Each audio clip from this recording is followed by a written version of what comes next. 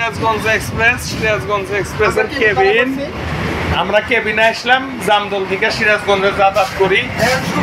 এখানে সিকল আছে, ও বাবা এখানে আয়না আছে, দেখছো তো? বিয়ার বাংলাদেশ। তুমি এখানে বসবা, এখানে তোমাদেরকে খাবার দাবার দিব, বুঝছো?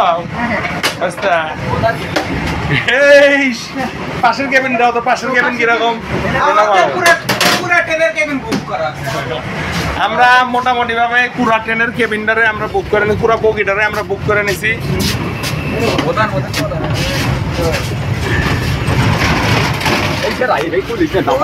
এটা না ফরেস্ট কেবিন, দেখছো তো? এটার মধ্যেও আয় না।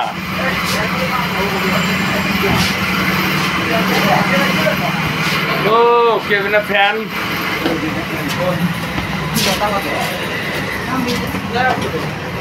নামবি কে না?